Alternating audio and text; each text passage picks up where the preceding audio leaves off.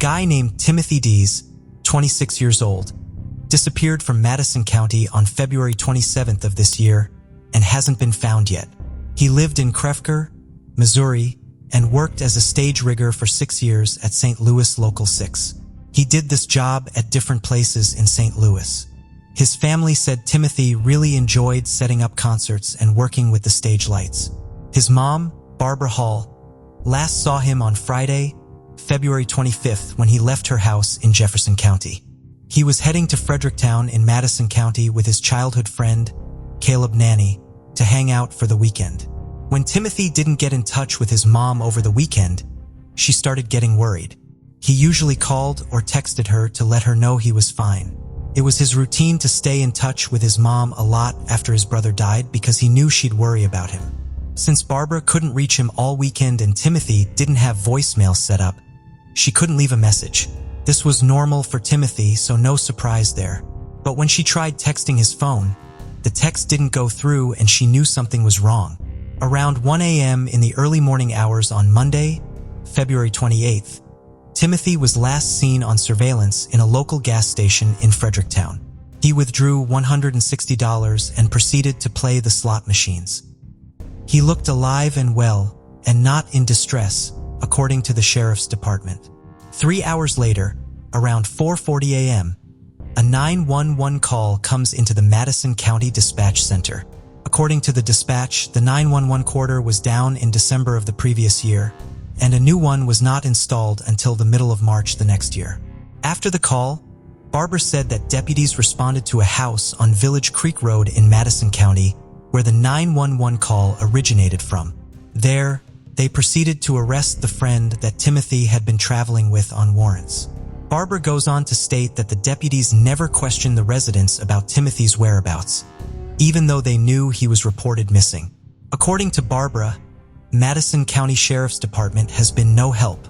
Kathy McCutcheon, the sheriff, says that her department has addressed every lead. She states that she's been working with the Missouri Highway State Patrol and assisted them in the investigation.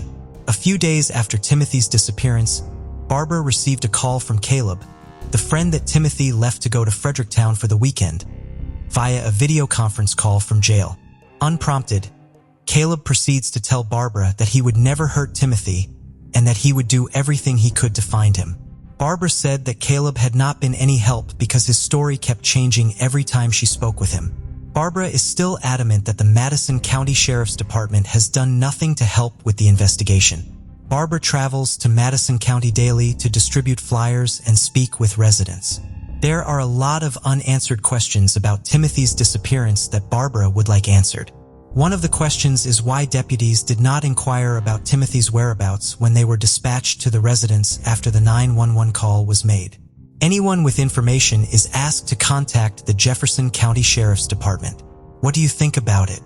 Tell us your thoughts in comments below. Let's continue. Before we proceed, I've got an exciting surprise for you. We've launched a brand new channel dedicated to intriguing content such as old historical mysteries, cold cases, and particularly chilling horror stories perfect for bedtime. Drop a comment letting us know if you're a fan of horror stories or not. You can find the link in the description below. Let's find out who will be the first to explore it. Alright, let's dive back into the video. On March 10th, 1987, Daniel Morgan, a Welsh private investigator in London, went for a drink with his business partner Jonathan Rees at the Golden Lion pub in Sydenham. Daniel, 37, and Rees sat at the pub and had a single drink each. They departed shortly after, going their separate ways around 9 p.m. 40 minutes later, a man found Daniel in the parking lot of the pub on the ground. Daniel was declared deceased at the scene, with the murder weapon, a hatchet, still embedded in his head. It was a gruesome murder and one that had shocked locals in the area. Daniel Morgan's family had also immediately been concerned about the coming investigation. Daniel's brother knew that he'd been working on a case regarding police corruption, and it had been immediate concern that someone within the local police force had caught wind. No one had come forward as a witness despite several pleas from the media. The hatchet had been a common general store make and model without any unique identifiers, but the killer had placed 2 bandages around the handle to act as a grip. Initially, the case was assigned to Sid Fiery, a detective sergeant at the Catford police station, and he had the collection of the crime scene evidence, the initial witness statements, and documenting the process. Months later, it was revealed that Feary had been working with Jonathan Reeves. Feary had been the one to interrogate Reeves, but hadn't disclosed that the two were friends, after which Feary, Reeves, and two other police officers, along with Reeves' brother-in-laws, were arrested but later released.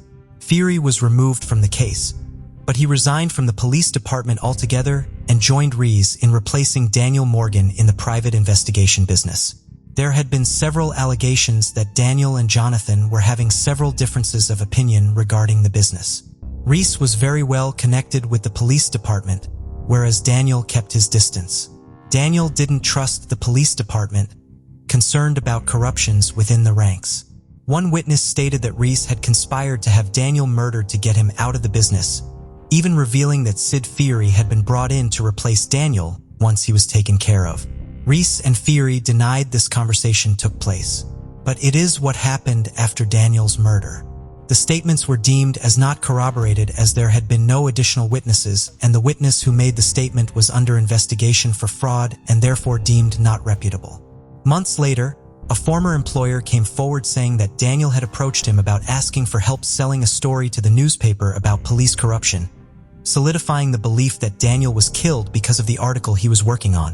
In 1989, Jonathan Reeves was arrested a second time for the murder of Daniel Morgan, and this time he was charged. However, the charges were eventually dropped. Meanwhile, the Morgan family were continuing to keep the case in the media and keep pressuring lawmakers and detectives and papers to keep the case alive. Detectives decided to set up surveillance within the office of Reeves and Feary. They discovered that the two were working closely with tabloid newspapers, and their clientele became less than honest. The two were hired by a man to plant drugs on his ex-wife before a custody hearing, so his ex-wife would be deemed an unfit parent by the courts and he wouldn't have to pay child support. It hadn't been the evidence they were looking for, but law enforcement had to intervene and blow the undercover surveillance operation. Reeves was arrested and charged with conspiracy to commit a crime and sentenced to 7 years in prison. Over the passing decades, the case remains unsolved. Reeves is now out of prison, but is still suspect to have been involved in Daniel Morgan's murder. The Metropolitan Police have been under incredible scrutiny since this case. Several audits have revealed deep and systematic corruption within law enforcement that really hasn't been addressed. Reeves had deep connections and had help from officers. Feary had been a detective for many years, and in addition to knowing police protocols, was also well connected. The undercover surveillance had revealed one instance where they'd been willing to commit a crime in order to make a buck. And that surveillance had happened years after a reason Feary had gone into business together. It wouldn't be a stretch to conclude that they might have done this before. In that case, 2 officers had also been arrested in connection with the crime for planting the drugs on an innocent woman. Those aren't the kind of officers you want investigating the man who was murdered for trying to bring to light corrupt officers. In 2021, Morgan's brother Alistair is still raising awareness and meeting with law enforcement to try and get action taken. In a recent report expressing concerns about the corruption within the Metropolitan Police, they said, "The family of Daniel Morgan suffered grievously as a consequence of the failure to bring his family justice. The unwarranted assurances which were given, the misinformation which was put into the public domain, and the denial of failings on the investigation, including failing to acknowledge professional competence, individuals' penal behavior, and managerial and organizational failures. The Metropolitan Police have also repeatedly failed to take a fresh, thorough, and critical look at past failings. Concealing or denying failings for the sake of the organization's public image is dishonesty on the part of the organization for a reputational benefit and constitutes a form of institutional corruption." Shane McGlaughlin was just 15 years old when he first went missing from his mother's home in Romulus, Michigan in Metro Detroit. He was eventually found and returned, but then decided to move in with a relative to attend high school. He was last seen leaving his residence at 10:48 on the evening of October 28, 2020. He was captured on camera getting into a dark-colored SUV, possibly a Dodge Jeep or Durango, and had a Nike duffel bag with him. Shane has a heartbeat tattoo on the side of his left arm, and both ears pierced. On October 18, 2021, Crime Stoppers and the team's family marked the first anniversary since anyone had seen or heard from the teen. Crime Stoppers of Michigan was offering a $2,500 reward for any information. Shane's mother, Nicole Quarles, is seen on TV, tearfully asking for just a phone call from her son to let her know that he is safe. Not to return home, but just to call. Shane then surfaced in a TikTok video. The video showed Shane with his missing poster in the background and a medical mask on, alleging he left home because he was physically and emotionally abused. In the TikTok video, he claimed that he'd suffered from mental issues since he was 14, and when he asked for help from his mother, she would tell him to get over it. The TikTok videos have since been removed. According to Shane, he alerted police and child services about the abuse, and he alleged that no one would help him, so he chose to leave on his own, saying in the video, "I'm doing great on my own. I'm doing fine. I don't need nobody.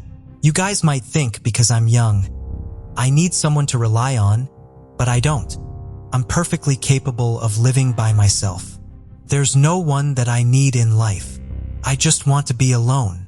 Quarles then acknowledged in her own TikTok video that this is indeed her son, but denied the abuse claims. She stated that Shane had been counseling for anxiety but was experiencing difficulties at home. She said that she believes he has been brainwashed and she fears for his life and will not stop looking for him. Quarles said that she and the police know the woman that is helping Shane. She lives near Quarles, and Quarles had taken out a personal protection order against the woman. Quarles said that despite the court order, the older woman had not kept her distance from her so that court action would take place. She stated that if Shane agrees to meet with the police so that they can determine his well-being, she will call off the search. She has stated that she believes that Shane was groomed by the older woman and that the two have been in some sort of relationship. According to the Romulus police, Shane is still considered a voluntary missing person. Law enforcement have stated that there isn't any evidence to prove Shane was abused nor his siblings. However, they have stated that once Shane turns 18, he will not be required to return to his family, but they would like him to reach out so that they can make sure he's okay. As of right now, the case remains open. This case is kind of unique, but because Shane is still a minor and given his age and the allegations made on both sides, it is paramount that law enforcement know he is okay and that there wasn't anything criminal with his disappearance. Anyone with information is asked to contact the Romulus Police Department. Christa Abelseth was 16 years old when she was sexually assaulted by the then 30-year-old John Barnes. Christa said she'd been drinking with Barnes and had suddenly become very tired and intoxicated. The last thing she remembered was being offered a ride home. However, Christa awoke naked on the bathroom floor in Barnes' home. She hadn't been conscious during the sexual assault and had become pregnant as a result. She didn't initially report the assault as she didn't know the laws around filing police reports. Bearing in mind, she was also only 16. However, when she was seeking therapy in 2015, she was informed that she still was within the window to report the crime, which she did. Christa didn't inform her attacker that she had kept the child and raised her child as a single parent for 5 years before Barnes learned of the child and immediately sought to custody of the little girl. Then Christa recently lost custody when she gave her daughter a cell phone, which had been prohibited by the judge. The daughter, now 16, brought forward allegations that her father had sexually, physically, and emotionally abused her. Christa was back in court to request full custody, which was also the teen's wish. Initially, the request was denied due to insufficient evidence despite evidence from the hospital confirming that the child was not a child, that the 16-year-old had injuries consistent with sexual assault. Barnes also stopped allowing Christa to visit or communicate with her child. This is when Christa took to the media, alleging that the courts were protecting a known child predator and was a danger to her child. The story garnered international attention, demanding criminal action. On July 15th, the judge on the case ordered that the teen be placed in the care of a third party while he looked into the sexual assault allegations from both Christa and her daughter. The age of consent in Louisiana is 17, and due to Christa's age when she gave birth, no matter what the circumstances had been, it was illegal and should have been investigated during the initial custody trial. Also, Barnes was held in contempt of the courts during that hearing and ordered to pay Christa's legal fees for not allowing her to communicate with her daughter. So far, there have been no updates from the courts, even though there was supposed to be a verdict on July 15th regarding the custody arrangement. But the courts couldn't come to a decision, so it's being pushed to a later date. We don't know when the next court dates are, but it is hopeful that Christa is reunited with her daughter. In California, the Gem and Jewelry Show was getting ready to move the event to the Pasadena Convention Center in San Mateo. It is a traveling convention that features rare private collections for display. And during the move on July 11th, all of the precious wares were loaded onto an armored vehicle driven by Brinks Security. The contents of the vehicle have an estimated combined value of over $100 million. Stepped away from the vehicle at a rest stop and left the truck unattended for 27 minutes. When they came back, the vehicle had been robbed. The thieves are alleged to have bypassed the vehicle's locking system. Specifics haven't been released, so as to not jeopardize the safety of other vehicles in the fleet. Initially, it was reported that the loss was less than $10 million in value, but it is now being discovered that several of the collectors had underinsured their jewels because insuring these items is incredibly expensive. The owners impacted aren't huge corporations. They are usually individuals or families that rent out the items to trade shows to not only share the items with the public, but it also helps to cover the costs of insuring them. The Gem and Jewelry Show has been operating for years and has never had an issue before. They have also exclusively worked with Brinks to secure the items and have never had any issues. This is an ongoing investigation, and I'm sure we're going to hear more about this later. Stephanie Isaacson, who had been murdered in a random attack while she was walking to school. Her case was solved after 32 years thanks to the generous donation that funded the advanced genetic genealogy testing that had been instrumental in solving the case. Her killer, Darren Roymarchand, had committed suicide 9 years after the slaying. His DNA profile had also connected him to another unsolved cold case. He had been a long-time Las Vegas resident, but had never been a suspect in either case. The generous donation had been provided by local businessman Justin Wu, who has since gone on to fund several more cases. And similar to the identification of Darren Roymarchand, Wu's funding has closed 2 cold cases, both perpetrated by the same killer, and possibly another 5. Because of this donation, the Las Vegas Metropolitan Police Department may have identified a serial killer active in the area in the 70s and 80s. The first case that was solved was that of Kim Bryant, a 16-year-old who was abducted from a Dairy Queen parking lot on January 26, 1979. The Dairy Queen was across the street from her high school, and she was waiting there for her boyfriend to pick her up. When he arrived, he noted that Kim was nowhere to be seen, but didn't think too much of it. Kim had been abducted around 9 a.m. and wasn't reported missing until late afternoon when she didn't return home from school. An extensive investigation of the teen was conducted, but there had been little to go on. Officers had one witness who said they saw Kim waiting and then saw 2 young males drive past, talk to her for a moment, and then drive away shouting obscenities at her. Those young men had never been identified, but officers had the make and model of the vehicle. Additionally, they also released a sketch to the media. A month after her disappearance, 3 boys made a grisly discovery while hiking. Kim's body was discovered in a desert area in a shallow grave. She had been brutally beaten, sexually assaulted, and the cause of her death was noted as blunt force trauma. The investigation went on for several months, but eventually, leads dried up and the case went cold. Law enforcement from the original investigation had preserved a DNA sample, and it was kept in storage for many years, but over time the sample began to degrade, making it more challenging to extract a full DNA profile using modern equipment. In 2021, while re-examining the evidence, they found a new sample on Kim's clothing and were able to get a full DNA profile and upload it into the national databases. This had renewed hopes of finding her killer, and it had been the first time they were able to get a full profile for comparison. Unfortunately, there were no hits. In 2021, after the success of finding Stephanie Isaacson's killer, Justin Wu offered to fund more cases, covering the costly expense of sending DNA samples to private labs in order to have an advanced genetic genealogy profile done. Kim's case would be one of those in the next round of cold cases to be sent off to Othram Labs. It took nearly a year, but finally Othram was able to narrow in on several close relatives of the suspect. In October 2021, LVMPD reached out to the closest relative and asked for a DNA sample to compare, and that relative agreed to submit their DNA for comparison. It was in November 2021 they finally had an identification.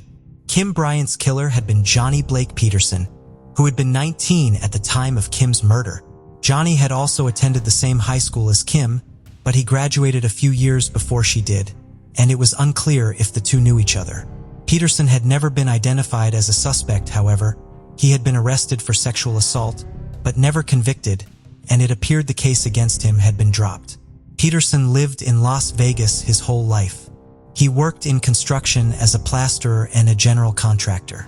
He had married and had 2 children, but died under mysterious circumstances in 1993 at the age of 32.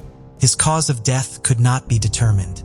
When LVMPD uploaded Peterson's DNA into the national databases, they were surprised when his DNA matched another cold case from Las Vegas. On December 31, 1983, 22-year-old Diana Hansen was abducted while jogging in western Las Vegas. Diana was a college student from Texas visiting family over the winter break. Similar to Kim's abduction, it had been quick without any witnesses. She had been reported missing later that day, but maybe because of her age and that she wasn't a resident, or that it was New Year's Eve, there wasn't as large of an immediate sense of urgency with the investigation that we saw with Kim's. There is barely any information about her disappearance available. The following day, her body was discovered in another remote area near where she'd been abducted. She had been sexually assaulted, but in escalation of violence from Kim's murder, Diana had been stabbed to death. Diana's murder investigation quickly went cold. No one in the area had seen anything suspicious, and it wasn't clear exactly where Diana was jogging, so they couldn't even narrow down where they would be looking for an abduction. There was little evidence to go on, and the case had remained unsolved for decades. It had only taken a week from Johnny Peterson's identification as Kim Bryant's killer for Diana's cold case to be solved. LVMPD is looking at 5 other cold cases that have similar patterns as Kim and Diana's cases. They believe Peterson could be linked to several more killings, with a wide time frame of 1975 to 1993, opening up the possibility that Peterson could have been a serial killer in the area. Christina Burlingame, Eve Provenzano, Terry Dietrich, and Mary Beth DeVito were all young women who had been abducted and murdered in the same window of time. Before we continue, 90% of you haven't subscribed to our channel, so if you like this video, please subscribe. It motivates us to make more content for you. Okay, let's continue. On July 31, 1974, 22-year-old Christy Ellen Bryant had been working an overnight shift alone at a 7-Eleven store in National City, a city within the San Diego region. Christy was from Florida and had come to California to serve in the U.S. Marine Corps. An injury sustained in a car accident in 1972 had ended her military career. Christy was described as a very friendly person who was always willing to lend a hand where needed. Sometime in the early morning hours, Christy was attacked. Her body was found hours later when the next worker arrived and discovered the front doors to the convenience store were locked. He then discovered Christy's body covered in blood. Her cause of death was determined to have been several stab wounds, but based on the evidence, it appeared that Christy had put up one hell of a fight. They determined a significant amount of blood from her attacker at the scene. Despite an exhaustive investigation, no suspects were identified for nearly 5 decades. There had been no witnesses and nothing to aid in the investigation. In 2008, the suspect's DNA was uploaded to the national databases, but no leads were generated from that. In 2012, 2015, and 2016, detectives tested the DNA against all California databases from their Department of Justice, hoping to get a familial match, but again, nothing came up. The case was passed on to San Diego's Cold Case Investigation Unit, and with the help of grant funding, they were able to submit the DNA for advanced genetic genealogy testing. In the fall of 2021, they identified a suspect, 69-year-old Carlin Edward Cornet. They surveilled him and collected a sample of DNA for comparison and were able to connect him to Christy's killer. He was extradited to San Diego, where he is pleaded not guilty. Cornet had never been a suspect in the slaying, nor did he have any criminal history. At this time, it is unclear when his next trial date is. Christy's father and sister made a statement to the media. Her sister has vowed to attend every court date Cornet has. Holly Bryant stated to the media, "I do want him to pay for what he did, and I hope his family can accept it as well." Back in 1975 in New Smyrna, Florida, a young couple, Tina Gale Lynn, 17, and Dean Clouse, 21, tied the knot. They were high school sweethearts and soon had a daughter named Holly. After Holly was born, they decided to move to Texas for Dean's construction job. They said goodbye to their families and headed off to Texas. At first, they kept in touch a lot, but then the calls and letters stopped in April 1980. It didn't seem odd at first, but then Dean's family got a weird call. A woman named Sister Susan from Los Angeles claimed to know about Tina and Dean and had Dean's car. She wanted $1,000 to bring the car back to Florida. The car had been purchased by Donna and gifted to Dean for the move. Donna agreed to meet the woman, but also alerted authorities. They agreed to meet at the Daytona racetrack. The Clouse family was confused when 3 women in white robes, possibly one male, stepped out of the vehicle and did not want to be contacted by family members. She further stated that the couple had given up all of their possessions. The women were reportedly taken into custody, but no police report of the incident was ever found, and because the couple were adults, no investigation was taken at that time. Donna stated that she hadn't been surprised that Dean had joined a cult. He had expressed interest and had been involved in a different cult in Florida, but she thought that he'd put it past him when he married Tina. After this encounter, no one heard from Tina or Dean ever again. It was in 1981 in Houston, Texas, when 2 bodies were discovered in a wooded area. It was a man and woman found in a shallow grave buried together. The cause of death was deemed to be homicide. The man appeared to have been beaten to death, while the woman had injuries consistent with strangulation, and in the grave was a bloody towel and green gym shorts. They estimated that they had been killed 2 months before the discovery. The bodies had no identification, and there weren't any missing person report that matched. Composite sketches were done and released to the media, but no one came forward. The bodies remained unidentified for decades. They were buried in the Harris County and were given the names Harris County Jane and John Doe. In 2021, Texas established a dedicated statewide cold case unit for the first time to start going through the 20,000 unsolved murders in the state. The cold case team started accepting cases in the fall of 2021, and one of the first cases they decided to open was that of the Harris County Jane and John Doe. They first decided to have the bodies exhumed in order to get DNA samples from the 2 of them, and soon the bodies were identified as Tina and Dean Clouse, who had been missing since 1981. Law enforcement started their investigation, which led them to speak to the families of the deceased. Very quickly, they learned that the couple had a young daughter, and a search began to find baby Holly. Dean's mother said that she was devastated to learn that Dean and Tina had been murdered so soon after they stopped communication. Though she had missed her son over the years, she had hoped the family had been living out their lives, but had always feared the worst. Both Tina's family and Dean's family had never given up hope that they might one day have answers. Law enforcement from multiple agencies set to work trying to find Holly, and in June 2022 they made the discovery that no one had thought possible. Holly Clouse, now 42, was found in Oklahoma.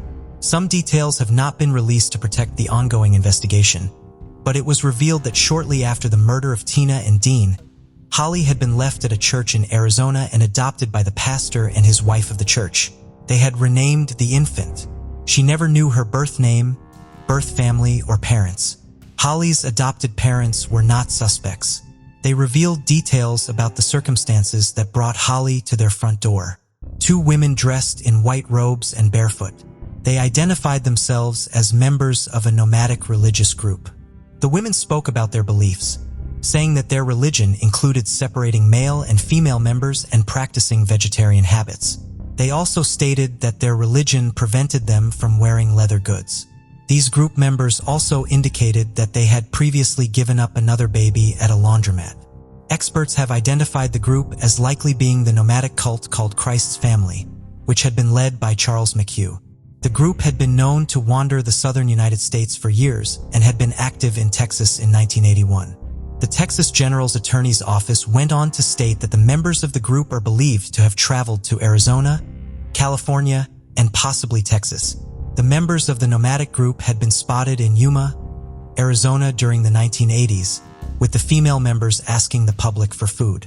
McHugh, who called himself Lightning Amen, believed himself to be Jesus reincarnated and at the group's highest had 2,000 members. McHugh encouraged excessive drug use and demanded that members give up their former lives and earthly possessions. Children within the cult were viewed as excessive baggage, and it was required that all children be given up. If Tina and Dean had been involved with this or recruited into this cult, they would have been required to give up Holly, and it is still unknown what led to their deaths. The FBI had noted that this particular group as non-violent, however, the leader was seen as dangerous and unpredictable.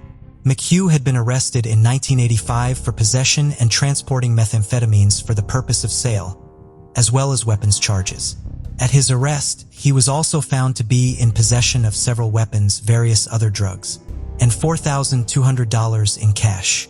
He was convicted along with 4 other followers and went to prison for a bit. Another incident in 1985 was when 10 cult members were arrested for growing over $900,000 worth of cannabis at a compound in California. The cult broke up when McHugh was in prison. When he was released, he had a small following until his death in 2010, though there are still active members of Christ's family. Holly, whose adopted name has been withheld to protect her family's privacy, has 5 children of her own and even is a grandmother. She has been reunited with her birth family, who has welcomed her return. Their reunification is being facilitated by experts. Family members are relieved that Holly had a good life and was well cared for all of these years. The investigation into the murders of Dean and Tina Clouse is still ongoing. Little is known about what may have happened to the couple. Had they refused to give up Polly and was killed by McHugh or other members?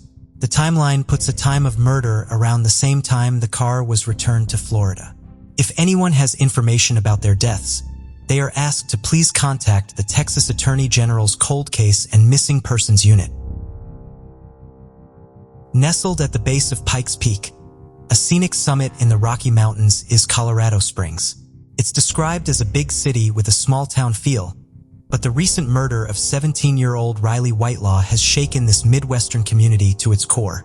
Riley was a high school student working part-time at the local Walgreens. She was a talented student that kept a super busy schedule. When she wasn't in class, she was a school color guard member and even found time to volunteer. She was described as a creative person that used several artistic outlets to express herself. She loved painting, writing, dancing, and playing guitar. Not only was she accomplished and bright, but Riley was described as empathetic, compassionate, and wise beyond her years.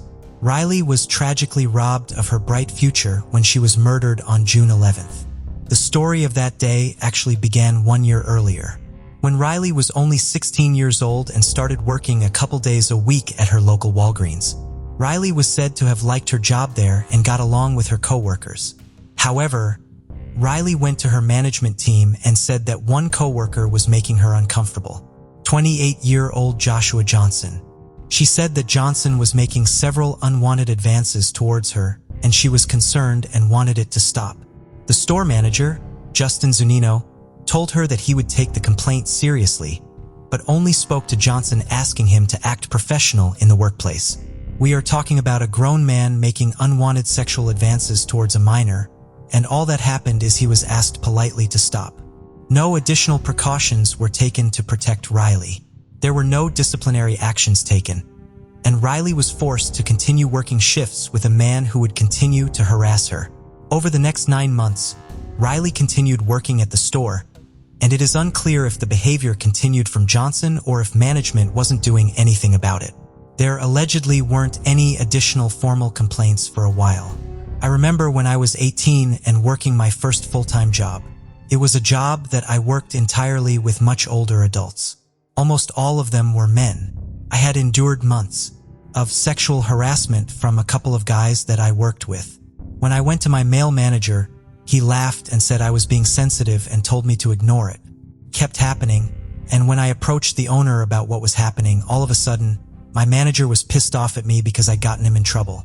After that, my manager basically told all of my coworkers I had tattled on them and I was ruining all the fun. I was essentially bullied relentlessly after that. I was put on shitty shifts, I had my hours cut, and my manager refused to sign off on reporting my hours that I needed for my apprenticeship. I know that my experience is not a unique one. Reporting sexual harassment in any workplace is terrifying. It took me weeks to build up the courage to say something, and in the end it made things 10 times worse. The bullying for reporting the incident was way worse than the initial harassment. I don't know if this happened to Riley exactly, but I know what happens in workplaces. People gossip and people are mean. In March of 2022, Riley's boyfriend Jacob began working at the same Walgreens as Riley. It was at this point that things began to escalate. Crystal Eichmeil, another manager at the store, began noticing that Johnson seemed to be acting increasingly jealous. But again, nothing was done about it. There was zero effort made by management to make any changes or protections in place. In late May, Riley approached management again and reported Johnson for unwanted advances that were making her uncomfortable. She specifically stated that things were at the worst when they worked shifts together. Riley asked to not be scheduled with Johnson. It seemed to be a very reasonable request if they weren't willing to do anything else. She made the complaint with the store manager, Justin Zunino. As was seen with the first complaint, no action was taken. When Riley asked not to be scheduled with Johnson, she was told that they could only accommodate her request by cutting her hours and it wasn't possible to schedule them separately. The harassment was so unbearable that Riley accepted the accommodation, but eventually approached management again and that she said she basically begged for more hours. Zunino said he could give her more hours, but she would need to work with Johnson and just deal with it. Riley accepted the schedule change and went back to working night shifts with Johnson. On June 11, 2022, Riley was working the same shift as Johnson. She left for her 30-minute break around 5:30 p.m. She was working a Saturday, so she was likely midway through her shift. For anyone unfamiliar with corporate retail structure, breaks are usually staggered in such a way that they shouldn't disrupt business service.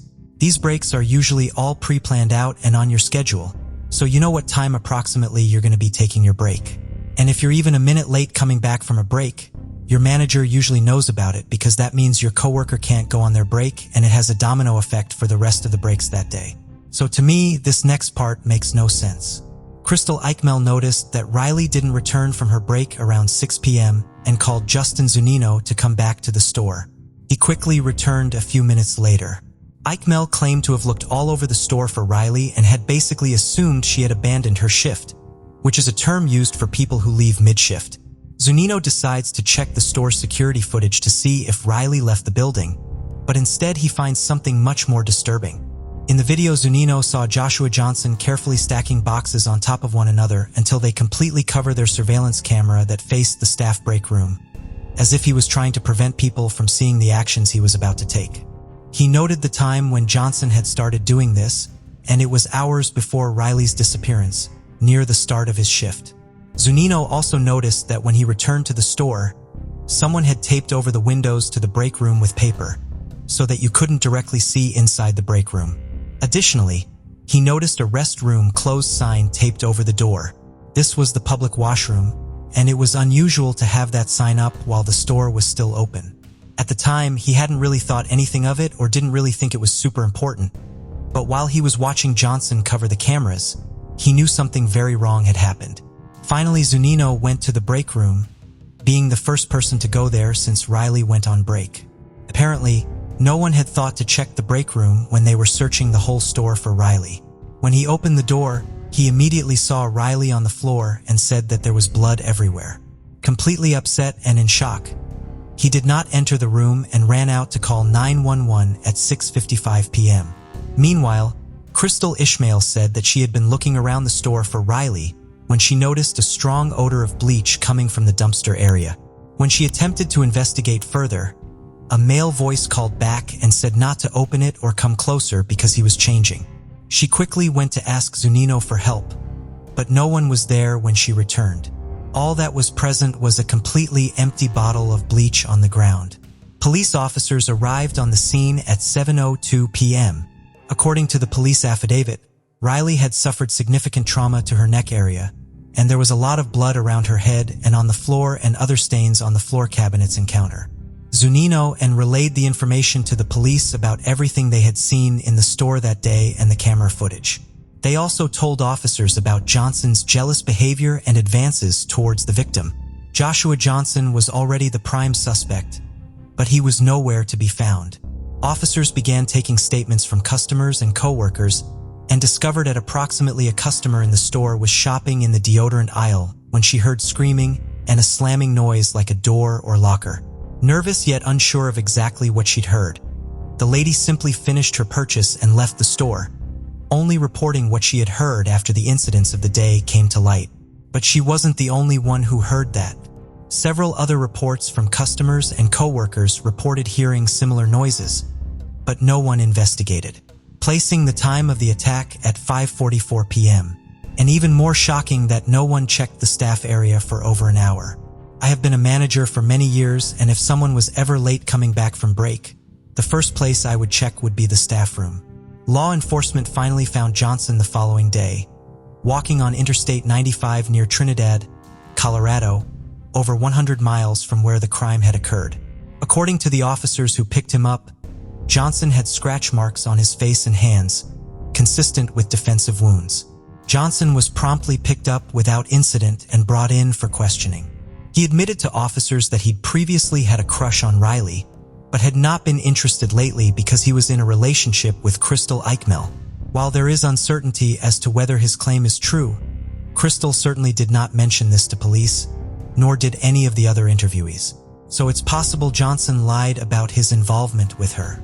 The improbable claim that he'd been in the break room after Riley had been killed and slipped and fell in her blood, but did not call police and decided to clean himself up. He said that he walked out of the store, went home, and changed his clothes. However, he denied stacking the boxes to cover the camera, despite the clear evidence of this action being seen on video. Joshua Johnson was officially arrested and charged with first-degree murder. He's being held without bail while he waits trial. The investigation is ongoing. Johnson will next be in court on August 26th. While Joshua Johnson is the top suspect and the likely murderer of Riley, news outlets have speculated as to whether he is the only party to blame for Riley's death. Walgreens and her managers there should have done more to protect Riley. Sexual harassment reports should have been taken seriously, and inappropriate behavior, like what Johnson exhibited, should not have been tolerated in the workplace. Riley's safety and well-being were not prioritized by her workplace, and this negligence contributed to her death. Walgreens has not made a public statement about Riley's murder, though they did opt to say that they were providing grief counseling to employees and have closed the store, which as of recording remains closed. It is unclear if any legal action will be taken against the management of the store, or if there will be any broader actions taken by the company to prevent this from happening again.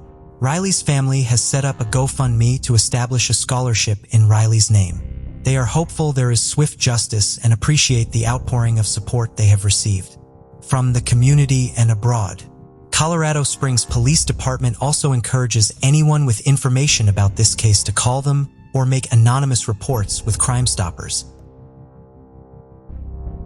On January 10, 1984, Patricia Louise Smith, a 51-year-old interior decorator originally from Nebraska, was having lunch at her home in Lakewood, Colorado. She was helping her daughter, who had recently gone through a divorce, settle in with her 2 young kids. While Patricia's grandchildren were at school and her daughter was at work, she was alone at home. Later that day, when her daughter Sherry waited for her at the park and ride as usual, Patricia didn't show up. This worried Sherry, who waited for a bit before calling her cousin to pick her up.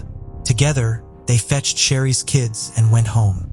When they arrived, they noticed the house was dark except for the light coming from Patricia's bedroom TV. Inside, they found Patricia lying on the floor, covered with a blanket. Sherry realized her mother had passed away. She quickly took her kids and went to the neighbors to call the police. She had been viciously beaten. The murder weapon had been determined to be a hammer. She had also been sexually assaulted. It had been a brutal murder and one that shook the community. Detectives determined that the killer had entered the home via the garage and believed that the attack had happened sometime midday, as it appeared Patricia had been about to eat lunch. The home had also been ransacked and contents of Patricia's purse had been dumped out, and a hammer was found next to Patricia. Other evidence collected from the scene was blanket and the carpet underneath her body for later examination. The investigation had puzzled detectives. No one in the surrounding townhomes had heard or seen anything suspicious. They had just moved to Colorado, so they didn't believe that it was someone who knew Patricia or her family. The killer appeared to have just walked in and out in broad daylight without anyone noticing. On January 4th, a couple, Kim and Jim Habenshield, had a bizarre break-in and attack in Aurora, Colorado. The couple awoke to have been attacked by a man wielding a hammer. When the couple started screaming, the man threw the hammer and ran out of the house. He had also entered the home through an open garage and had stolen Kim's purse. The hammer had been a standard hardware store claw hammer. Similar to Patricia's murder, no prints were found, which led detectives to believe the attacker had worn gloves. The couple had been extremely disoriented when they finally realized there was a man in their bedroom. They hadn't even initially realized they both had injuries. They were both bleeding heavily but didn't notice for several minutes. They described their attacker as a large man, but it had been too dark to see any details. The man hadn't said anything before running out of the house.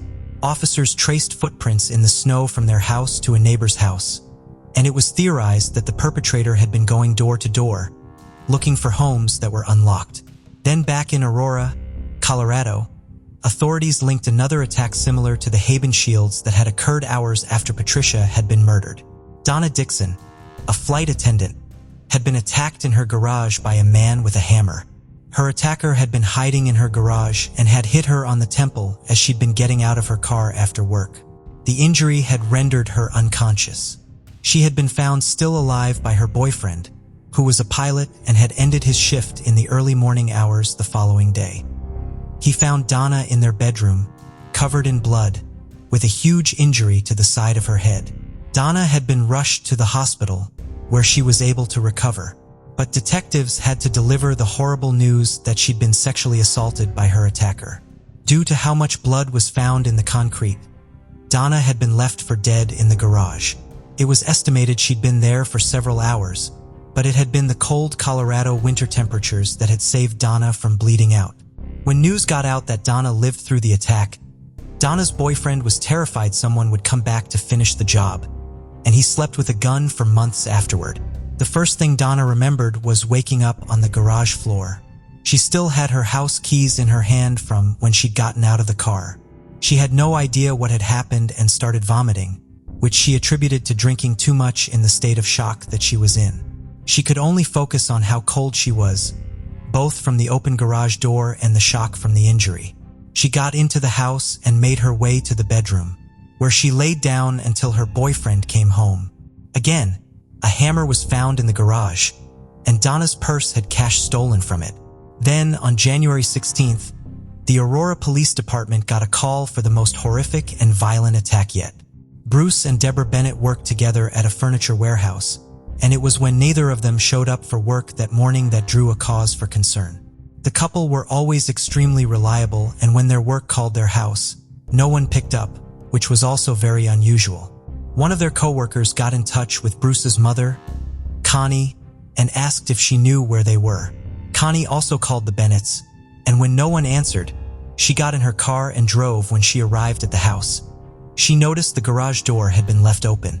Additionally, both of their vehicles were still parked where they normally were. As she got out of the car, she got closer to the home. She immediately knew something was wrong. Deborah's purse had been dumped out in front of the home. Then she said that the door from the garage into the home had been left ajar. She entered the home and immediately saw Bruce's body in the living room. There was blood everywhere, and she knew her son was deceased. It had been such a shock for Connie, as the family had been celebrating her granddaughter Vanessa's birthday the night before. There were still birthday plates on the kitchen counter. Law enforcement descended on the home. Bruce was found in the living room, but evidence had shown that the attack had started in the couple's bedroom. Bruce had fought the attacker despite a severe head injury. Several spindles from the banister had been knocked out during the struggle. The fight had ended in the living room where Bruce's throat was slashed. Deborah's body was found in the bedroom. She had been attacked with a hammer and sexually assaulted. The couple had 2 daughters. Melissa, 8 years old, was found in the bedroom deceased. The youngest daughter, 3-year-old Vanessa, was found wedged in between the bed and the wall with significant injuries to her entire body, and in a shock to everyone was still breathing. Vanessa was rushed to the hospital where she was treated for a broken arm, skull fracture, shattered jaw, and several broken ribs. She was in a coma for days after the attack, and it would take her years before she recovered physically enough to leave the hospital. Both of the little girls had been sexually assaulted by the attacker. A mountain of evidence was collected from the home. Deborah's purse, DNA evidence left behind in both bedrooms. The knife that had been and a hammer was also discovered. It had been a horrific massacre, one that didn't make sense to anyone. No one had heard a thing. Law enforcement had estimated the time of attack, sometime between 10 p.m. and 5 a.m., and none of their neighbors heard anything. Bruce's brother had been at the birthday party the night before, and he remembered as he was leaving that the garage door was open. He went in and let Bruce know to close it before he left around 9 p.m. He left after that and didn't know if Bruce closed it before going to bed. It wasn't long before investigators tied the crimes together. With how investigations were conducted at the time, they were all given to different, so there wasn't a collaborative effort to find this man. We saw this happen with the investigation of the Golden State Killer. Joseph James D'Angelo, being an ex-cop, knew what it was like between different police departments and that there really wasn't any system in place to work cooperatively. This was why he attacked in different areas all the time and how he got away with so many of his attacks. In this case, there were key similarities between all of the attacks. The hammer, the high-risk, blitz-style attack, getting into homes via open garages, and stealing and robbing of purses. And in each of the attacks, all the homes had been in newly constructed subdivisions. An FBI profile was done of the unknown attacker. The FBI felt that they were looking for a young man because the attacks, all of the crimes had been messy. He'd left evidence behind, which led agents to believe this was an inexperienced killer. The attacks had followed a textbook escalation of violence, from attacking a couple and letting them live, to sexual assault and attempted murder, to the violent murder, and then the slaughtering of an entire family.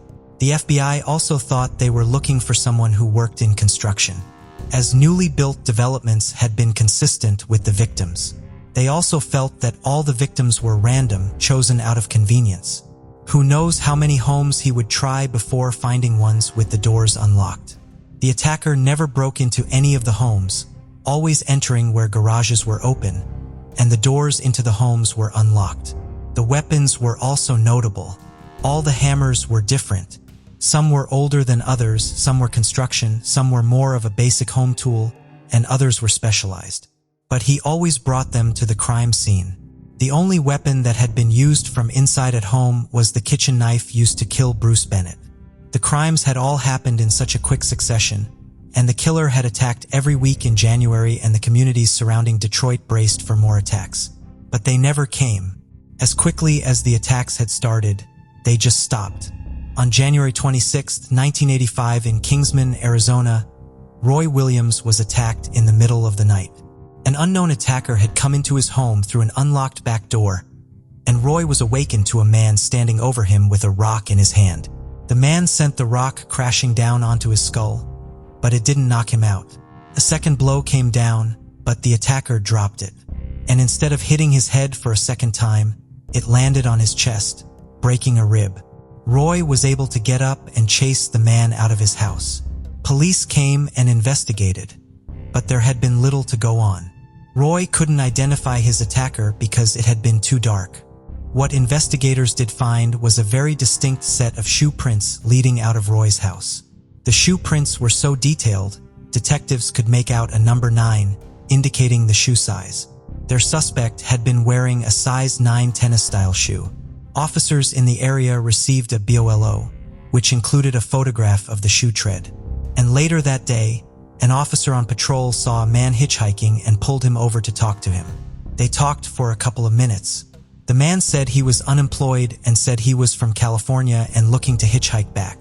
Then the officer asked to see the bottom of his shoes. The officer noticed a similarity between the treads and asked if he could come down to the police station. The officer hadn't expected this man to bolt. The man was caught 30 minutes later trying to hide. He was identified as 23-year-old Alex Christopher Ewing. He was charged with attempted murder and burglary for the attack against Roy Williams. He was held in jail while he waited trial. 9 months later, on August 9th, Ewing was put on a prison transport bus for his first court date. The bus stopped for gas near Henderson, Nevada, and while correctional officers weren't looking, Ewing made a run for it. Law enforcement searched all night, but weren't able to locate the missing felon. Then, the following day, they started receiving calls from residential neighborhoods with reports of a man trying to break into homes. Then later that evening, they received a chilling 911 call. Christopher Barry and his wife Nancy had turned in for the night. The couple had 2 children. One was an infant, and Nancy got up to prepare a bottle. When she turned the light on in the kitchen, she screamed when she saw a man standing there with a broken axe handle. Nancy ran back towards the bedroom where the man followed and then started to attack Christopher with the axe handle. Nancy tried to help her husband by blocking some of the attacks. Both of her wrists were broken in the process. She also had a fracture in her arm. Christopher suffered extensive injuries to his face and jaw. Nancy had been able to reach for the telephone and dial 911. The attacker just kept hitting her over and over until she eventually pretended to be dead, and he suddenly left the room. Law enforcement again descended on the home in full force. Christopher and Nancy were rushed to the hospital. Their children had been unharmed. Christopher would suffer permanent damage from the attack and never fully recover. Ewing was not found that night, having eluded officers again. 2 days later, on August 11th, a collect call is placed from a payphone in Lake Mead, Nevada. The operator hears a portion of the call, where the man on the other end describes escaping prison and needing help. The operator then calls law enforcement, who rushes the area. Law enforcement, along with park rangers, spot Ewing still at the payphone. Ewing had called his brother. He was only wearing a pair of maroon shorts. He didn't look well. It appeared that the scorching Nevada heat had been catching up with him. He was sunburned, covered in scrapes and scratches. When Ewing saw park rangers approaching him, he tried to run, but he only got a few hundred yards away before collapsing. He was severely dehydrated and his body wasn't able to go any further. He was recaptured and he had multiple charges added to his already multiple charges. In 1985, he went to trial for the attacks against the Barrys. He was convicted of 2 counts of attempted murder, burglary, and escape, and handed a 110-year sentence. The charges from Roy Williams' attack were dropped because he was already sentenced to multiple decades in prison and should have stayed there for the rest of his life. However, in 2020, Alex Ewing became eligible for parole due to overcrowding, giving Ewing the first taste of freedom in 35 years. But what Ewing didn't know was that during a mandated collection of DNA from Nevada inmates, his DNA linked him to his crimes in Colorado, the murders of the Bennett family, Patricia Smith, and the sexual assault of Donna Dixon. The Colorado district attorneys scrambled to get Ewing extradited to Colorado so he could be charged in connection with the string of attacks from 1984. And after 2 years, he finally gets Ewing back in Colorado, eliminating any chance of parole for Ewing. Unfortunately, charges couldn't be brought forward in Donna's attack, nor his first attack on the Haben Shields due to the statute of limitations being up on both of those crimes. But DNA linked him to the Bennett murders as well as Patricia Smith, which the DA opted to try those cases separately. The charges related to the Bennett murders came first, since it had the most evidence. And during that investigation, they learned that Ewing matched the first FBI profile to a T. Ewing had been a high school dropout from Sacramento, California. He traveled to Colorado, where he lived there for about a year and worked in construction, particularly new builds. He had worked in several of the developments that he had chosen to find victims in. At the time of the attacks, he'd been 23. But Ewing hadn't been what detectives had been expecting. Ewing was 5 feet 6 inches, he had a small frame, and now 61, he had seemed quite frail. Hardly what they expected from a man they'd been searching for almost 4 decades. He didn't seem capable of the brutal assaults afflicted on his victims. But while they interviewed him, he had displayed seething rage, and the facade of the frail old man had disappeared. If Alex Ewing were to ever be released, they were certain he would kill again. He also had a violent criminal history dating back to 1979 for several burglaries. He had previously been in jail for those crimes, and he'd only just been released in 1984 when he started the killing spree in Colorado. The trial for the Bennett murders began in August 2021, and the jury deliberated for 2 days before coming back with a guilty verdict on all counts and sentenced to 40 years in prison. Then in April 2022, the trial for Patricia's murder. This time, the jury only deliberated for 4 hours before handing down a unanimous guilty verdict, adding another life sentence and eliminating any possibility of parole. There was a sense of relief from Ewing's surviving victims. Connie Bennett said of Ewing, "Some people may call him an animal, but I won't because I think animals have a purpose in this world." Vanessa Bennett also made several statements outlining the pain and suffering she had in her life due to the lasting physical and emotional pain she had been in since January 16, 1985, when her whole life changed. Spokane, once home to a native tribe, has grown into a bustling industrial town with stunning landscapes perfect for outdoor activities like downhill skating and mountain biking. Archie Rutherford, born in 1924 in Montana, spent most of his life in Spokane, where he met his wife Eleanor.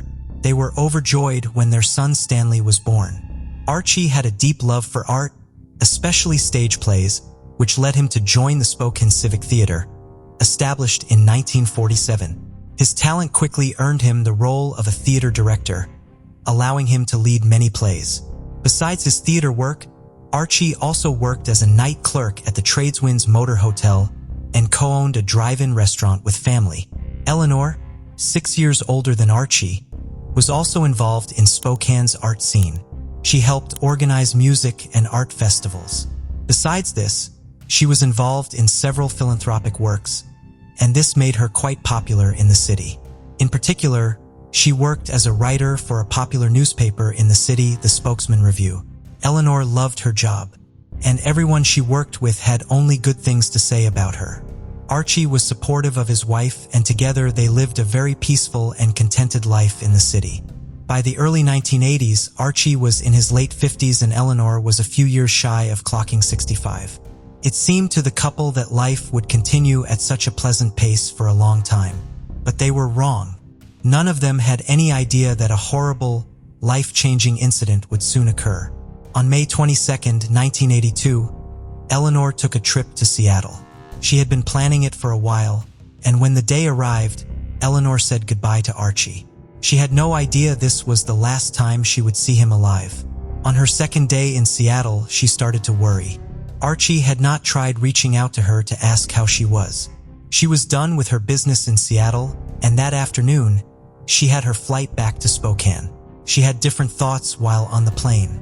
Most of them were centered on Archie. She wondered why she had not heard from him for days. It was quite unusual, and she was deeply troubled by it. These thoughts troubled her till she landed in Spokane. Upon disembarking, she expected to see Archie waiting for her. They had planned that he would pick her up at the airport. But when she looked around, she realized he was nowhere to be found. At that point, she began to panic. She thought that perhaps he had encountered something that had delayed him, so she decided to wait a while. The more she waited, the more anxious she became. When she could no longer bear the uncertainty, she made arrangements with a close friend to pick her up and take her home. As the car that took her home pulled up to her house, she noticed that her green 1979 Honda was not in the driveway where it was usually parked.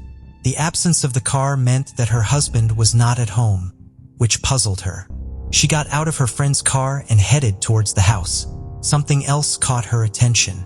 On the front porch were piles of newspapers that someone had dumped there. In addition to this, a towel had also been carelessly thrown beside the newspapers. All of these things seemed odd to Eleanor. She could not make sense of what she was seeing. Much to her surprise, when she tried the door, she discovered it was unlocked. Did this mean that Archie was at home, or had he forgotten to lock the door before leaving the house? At that point, she did not know what to think. As she stepped into the silent house, she knew something was terribly wrong. The mess that had been outside the front door was nothing compared to what waited for her inside the house. The house was nothing short of chaotic, and things were all over the place. Steak knives from the kitchen drawer were scattered on the dining room table, and a colored television that was always in plain sight was missing. She took all of this disorder in at a glance and slowly made her way to the bedroom. As she opened the bedroom door, nothing prepared her for what she saw. Archie was lying motionless and naked on the bed. A television set was lying on the bed near his head, and its cord was wrapped around his neck. Archie's head and neck were bloodied, and blood covered the bed on which he lay. The wall of the room was also splattered with it. In addition to this, pieces of broken glass were visible near his head. There was no visible sign that he was breathing, and Eleanor hoped that somehow he would still be alive. But a part of her knew that there was no way he could have survived whatever had been done to him. She managed to calm herself enough to call the police and tell them what had happened. In a matter of minutes, the wailing of sirens filled the air as detectives from the Spokane Police Department made their way to Eleanor and Archie's house. A distressed-looking Eleanor opened the door and led them to where her husband was. Even the detectives were shocked by the brutality of the scene. They were unable to immediately determine that Archie was dead. Without wasting much time, the detectives set to work.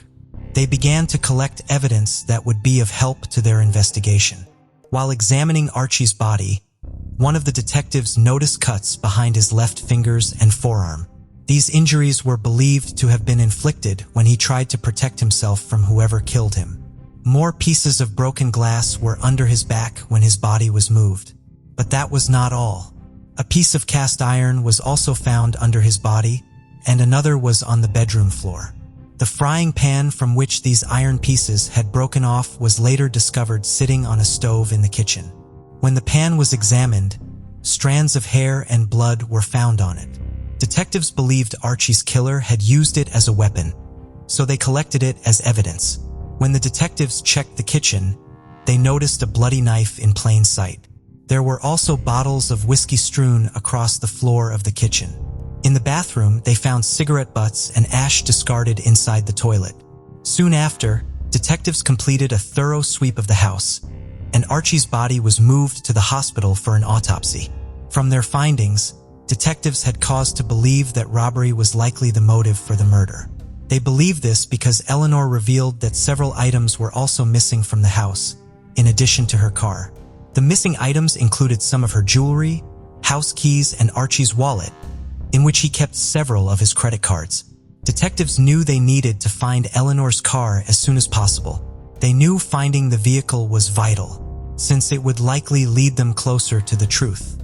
Information about the car was soon released to the public. Archie's autopsy results came in the following day. They revealed that he had been stabbed multiple times in the head and neck. An object had also been used to violently hit him on the head, resulting in a fractured skull and internal bleeding. Detectives believed that the frying pan found in the kitchen was used to cause this damage. Rutherford was likely knocked unconscious by a blow to the head before he was repeatedly stabbed to the left side of the head and neck. Spokane County Coroner Lois Shanks told the media at the time of the murder. The possibility of Archie being asleep when he was attacked was not ruled out. Friends of Archie and Eleanor were deeply saddened when they heard the tragic news. They visited Eleanor to mourn with her and also to comfort her. It was a difficult time for Eleanor, and she needed all the emotional support she could get. Simultaneously, the detectives were hard at work trying to solve the case. To help the detectives in their investigation, several people who had seen Archie hours before his death came forward to say what they knew. A friend of Archie, whose name was not disclosed, told detectives that he and Archie had breakfast together on May 24th at a restaurant known as The Shack. The friend also revealed that he later saw Archie at work on the night of the same day. A police officer also reported that he had seen Archie that same night driving the missing Honda. As for the stolen car, it did not take long for it to surface. It was found the next day at a car dealership which was about 4 miles from where the murder had occurred. Detectives immediately examined the vehicle and found a fingerprint that did not belong to Eleanor or Archie. This discovery excited the detectives, who felt closer to solving the crime. The fingerprint was immediately submitted for analysis, but after several days of cross-checking it against the database, no match was found. This was something detectives had not expected, and they were left disappointed. They had the fingerprint of an unknown person who was most likely the killer, and they could not identify him. It was a frustrating time for them. After this, the pace of the investigation began to slow down, and it seemed as if Archie's killer had vanished into thin air. Days soon turned into weeks, and detectives made little to no progress with the investigation. However, when they least expected it, an incident occurred that allowed the investigation to pick up pace once again. Some of Archie's credit cards that had been reported missing suddenly turned up a few weeks after the murder in Kalispell, a city located northwest of Montana, about a 4-hour drive from Spokane. According to the police, one evening, 2 men had strolled casually into a radio station in Kalispell. They looked respectable, and no one seeing them would have thought that they were up to no good. The 2 men quickly made friends with workers at the radio station and were allowed to stay the night. This turned out to be a terrible decision because the 2 men had vanished the following day. Employees of the radio station did not give much thought to this until they discovered that some vital items in the radio station had also vanished along with the 2 men. It was then that they realized that the 2 men had been thieves. The incident was reported to the police, who took time to carry out an investigation. During the investigation, it was discovered that the 2 thieves had used Archie's credit card the night they arrived at the radio station. It was a significant discovery, and police knew that apprehending one or both thieves would lead them closer to solving Archie's murder case. However, they could not do much because they did not have the name of either of the 2 thieves. None of the employees at the radio station knew their names. Detectives did not have to wait too long for the name of one of the thieves to become known. This happened due to a random phone call Eleanor received from a stranger a few weeks later. During that phone call, the stranger identified himself as Bob Neville, and much to Eleanor's surprise, he had told her he had one of Archie's credit cards. Bob was soon found and interviewed by the police. During the interview, he revealed that a man called Jerry Provost had given the credit card to him. According to Bob, he had met Jerry in Spokane, and they had struck a deal. The deal was that he would drive Jerry to the state of Idaho in exchange for some cash. However, for some reason, they had gone to Montana instead. They had also picked up a local disc jockey along the way. Bob told police that he dropped Jerry off at Polson, Montana, and that was the last he saw of him. With this information out in the open, detectives knew exactly who they were looking for. A manhunt for Jerry began. Unexpectedly, Jerry turned himself in to the police. When he was interviewed and asked about the credit cards, he confessed that he had gotten them from 2 black men.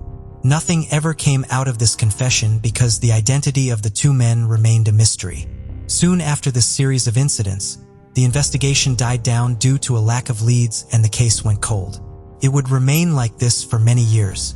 On August 18, 1996, Eleanor sadly passed away at the age of 78 without ever finding out who murdered her husband. Years passed and most of Spokane's inhabitants soon forgot about Archie's murder, but the detectives of the city's police department never forgot. From time to time, the case was revisited, but no progress was made. The case took a positive turn. A match was found for the fingerprint that had been lifted from Eleanor's Honda all those years ago. Detectives could not believe their eyes. The fingerprints belonged to a man by the name of Tracy Pruitt. The discovery was remarkable, but detectives knew they needed something more solid to be sure if Tracy was indeed the man they had been looking for. Due to this, they decided to take another look at the evidence that had been taken from the scene of the murder. The evidence they had were swabs of blood drops that had been obtained from the kitchen of the house the murder took place. There were also swabs that had been taken from Archie's body. All of these were submitted for forensic analysis. Soon enough, the results were out. There was a match from the DNA from the blood drops, and it was none other than Tracy. It was the final piece of the puzzle, and detectives knew they finally had their man. Tracy was not a stranger to the police. He had been involved in several criminal activities in the past and had even spent several years in prison for one of his crimes. In the same year that Archie was murdered, 2 women had accused Tracy of sexually assaulting them. He was arrested in Ohio for charges relating to the crime and received about 50 years of jail time, after pleading guilty to rape and aggravated assault. However, he spent only 27 years in prison and was then released. After he gained his freedom, he settled in California, where he lived an everyday life. But authorities kept a close watch on him due to his criminal past. On October 27, 2022, Tracy woke up not knowing he would be back behind bars before the end of the day. He was arrested in Los Angeles by Spokane police detectives, who also received help from the Los Angeles Police Department. After this, he was charged with first-degree murder and second-degree robbery. In addition to this, his bond was set at $1 million. At the moment, Tracy remains in custody in a jail in California, but he will soon be moved to Spokane to answer for his crimes. It took 40 years for Archie's murder to be solved, and sadly in those years, many of his relatives and friends passed away, not knowing who killed him. There are thousands of cold cases out there that might never get solved, and even if they do, the families and friends of the victims might not be around to witness the breakthrough in the cases.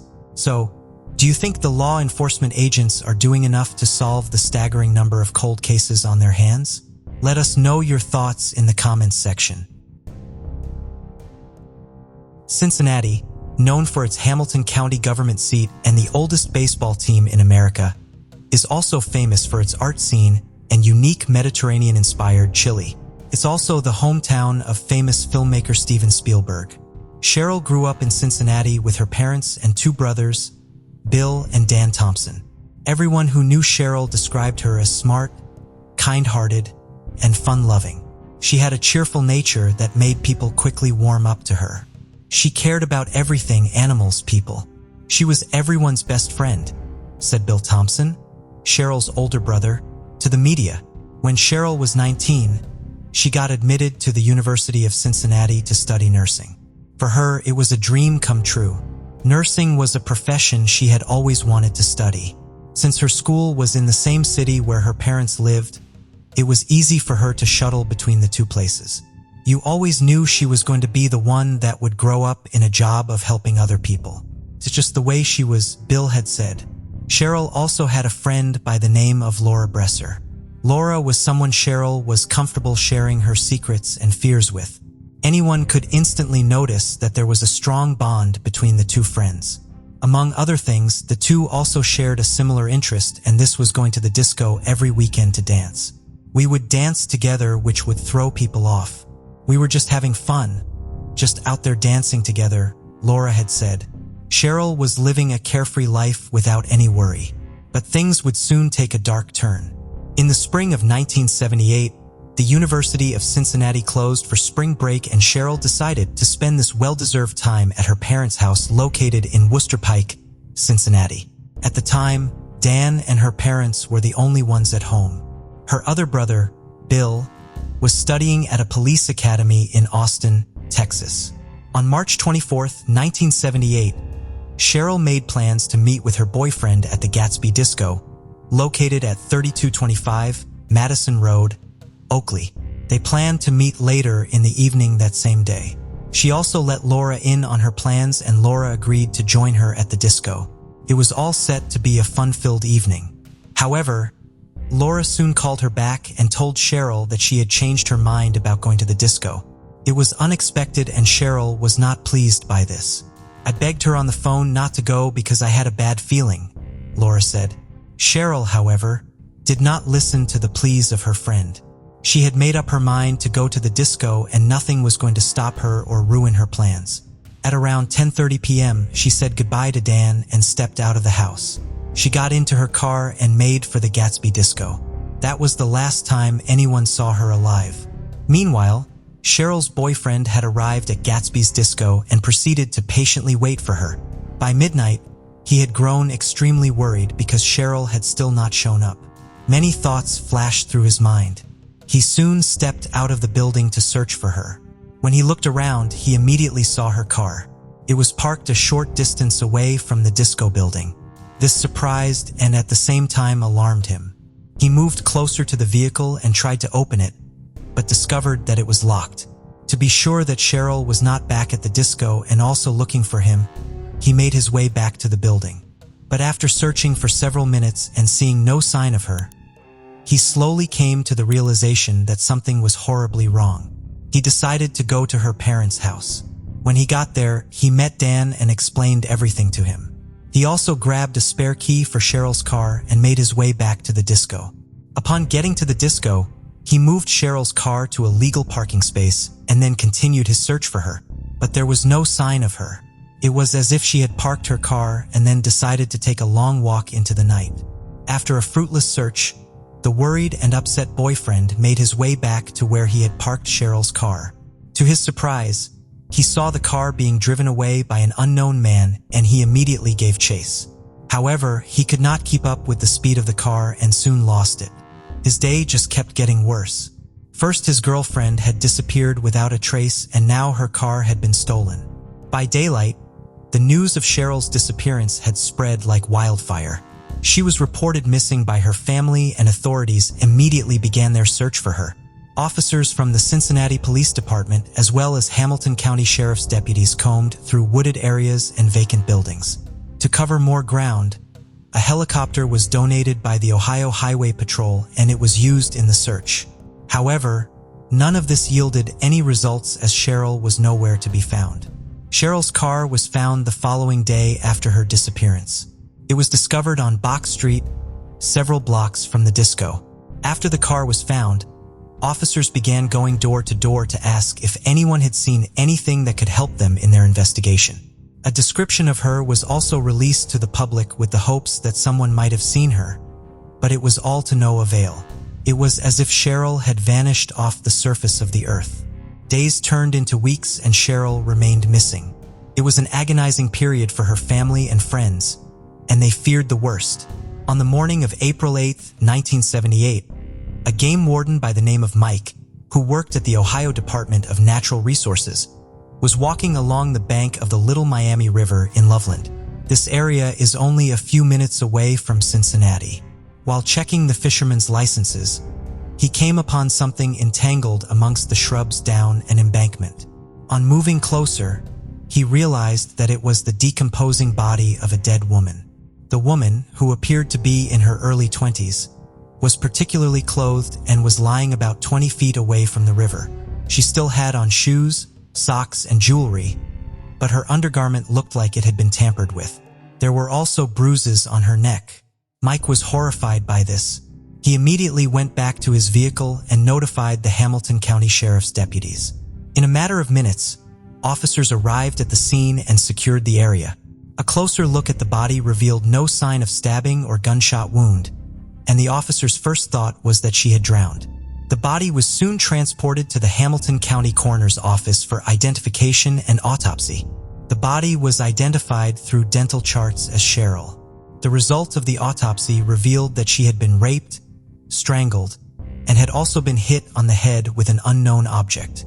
No one knew exactly when she had died, but the coroner who conducted the autopsy believed that she had been dead for about 3 days before her body was found. A rape kit was collected as evidence and stored at the Hamilton Coroner's Office. And since the technology available at the time was not advanced enough to carry out any analysis, there was little detectives could do. When Cheryl's family was told about her death, they were devastated and bitter.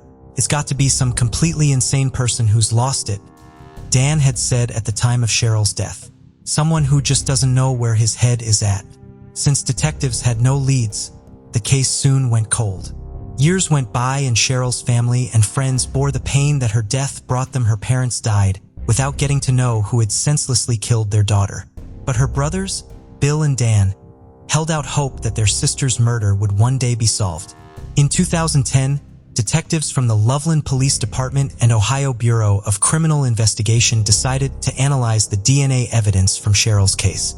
The evidence was sent to the lab and the result produced was a partial DNA profile. When the profile was checked against the database, it did not return any match. It wasn't something detectives had expected, and they were left scratching their heads for answers. More than 10 more years would go by before detectives finally got the answer they were looking for. In 2022, detectives sent semen from Cheryl's rape kit to a third-party genealogy company. The company made use of genetic genealogy, which involves using DNA to determine the relationship between individuals. The results identified a family tree. 3 people were singled out from the family, and they were a brother, cousin, and uncle. All 3 were located by the authorities and were told the reason why they were being investigated. The 3 individuals gave authorities their full cooperation and even agreed to submit semen samples for further testing. When the result of the test came out, it showed that none of their DNA matched the DNA of the unknown person who had raped and killed Cheryl. Detectives were astonished by this. However, the 3 men gave detectives a piece of vital information. And this was that they had a brother by the name of Ralph Howell, who had died in his mid-30s in a car accident back in 1985. With this information, detectives had a new lead. They decided to dig up Ralph's body, which was buried at the Rest Haven Memorial Park in Evendell. On getting to the burial site, Ralph's body was exhumed, and his jawbone was removed and sent to the lab for forensic analysis. All that was left was to wait for the result of the test. When the results finally came out, it was what detectives hoped for. The DNA taken from Ralph's jawbone matched the one that had been recovered from Cheryl's body. Detectives were overjoyed by this breakthrough. After more than 4 decades, the case was finally solved. "We couldn't have done this without science," said retired Detective Steve Moster, who worked on the case. Bill and Dan were contacted and given the news by detectives. "It was all a surprise," Bill told the media. "Everyone goes down the path of making their own ideas about what happened. And it was a complete surprise to me that it was a complete unknown person with no previous history to Cheryl, apparently." A closer look at Ralph's past showed that before his death, he worked as a newspaper delivery man for a newspaper company known as the Cincinnati Enquirer. It was also revealed that Ralph was a man with a criminal past. In 1983, just 5 years after Cheryl's death, he had tried but failed to abduct a woman. According to reports, he had stopped the woman by the side of the road and offered her a ride home in his newspaper delivery truck. The woman had initially been reluctant to accept the offer, but he remained persistent and she had eventually gotten in. To the woman's horror, Ralph told her that he wanted to have sex with her. He immediately placed a rope around her neck and began to strangle her. She had put up a fight, and after much struggling, he had eventually stopped the truck and let her go. Ralph was eventually arrested and he pleaded guilty to a lesser charge of unlawful restraint. It's not clear if he spent any time in jail for the crime. Apart from this, detectives also believe that Ralph might have been responsible for the death of 3 other women. The 3 women had all died between 1976 and 1978. They included 17-year-old Charmaine Stola, 18-year-old Nancy and Theobald, and 24-year-old Victoria Hinscher. They had all been found raped and strangled just like Cheryl. From the 3 murders, the tireless work of the Loveland Police Department and BCI should be commended.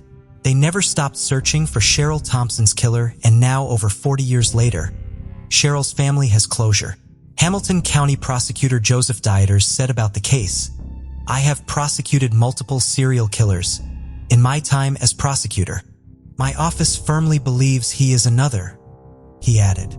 Even though Ralph was dead, detectives met with Cheryl's family and told them that they could present the evidence to the jury if they wanted further closure. The family agreed to this. On November 17, 2022, Ralph was indicted for 1 count of aggravated murder and 1 count of rape. Although there would be no trial, the indictment of Ralph provided Cheryl's family and friends with closure on the matter. For me, it helped finalizing it. Knowing that a person had been charged with the murder of my sister, Bill said. Whether he was dead or not, it really didn't matter to me. Laura was also grateful that her friend's murder was finally solved. She was a really good person. She didn't deserve something like that, Laura had said. I really am grateful. Thank you guys. Finally that you got him, she added. What happened to Cheryl was heartbreaking. She had her whole life ahead of her, but never had the opportunity to live it. Many young women like her have suffered a similar fate, and sadly, many of their killers remain at large. Hopefully the long arm of the law catches up to them soon. This city is where ancient wonders meet modern charm. Visitors to this coastal town can enjoy both the calm of the seaside and the convenience of modern amenities. Swansea is home to Swansea University, so students are a big part of the community, making it one of the top 10 cities for student nightlife in the UK.